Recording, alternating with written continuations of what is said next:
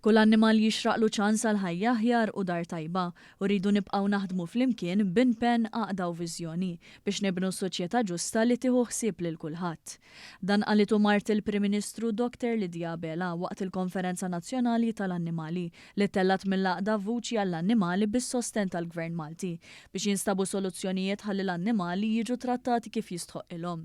Qalet kif din hi tema importanti u personali għaliha fil-waqt li semmiet kif pajjiżna jipprioritizza s-salvataġġ u l-infurzar biex is-settur jimxi l-qudiem u jkun fuq quddiem tal-aġenda nazzjonali. Jiena nieħu gost meta nara li l-Gvern Malti qed ipoġġi fuq nett tal-aġenda nazzjonali tiegħu lill-annimali, l-annimali li jistħoqilhom kull rispett u kull imħabba. Fid-diskors tiegħi tkellimt dwar ix-xogħol li sar fil-qasam ta' drittijiet tal-annimali, sar ħafna, għamilna passi kbar il qudiem iżda rikonoxxejt li qatt fadal xi jsir f'dan is-settur u aħna determinati u għandna l-enerġija kollha biex inkomplu naħdmu bl-imħabba kollha. Il-Ministru responsabbli mis-settur Anton Refalo ħabbar ukoll li se jkun hemm servizz ta' emerġenza minn Għawdex għal Malta għall-annimali, filwaqt li qal li min jonqos milli jirrispetta l-annimali għandu jiffaċċja l-konsegwenzi.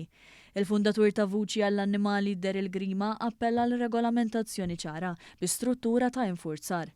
Tkellimna wkoll ma' Altea Gallia, attivista u parti minn Vuċi għall-annimali dwar l-iskop tal-konferenza. Ħassejna li hemm bżonn li jkun hemm kulħadd kull min għandu qalbu l-annimali taħt saqaf wieħed biex niddiskutu l-aħjar drittijiet għall-annimali.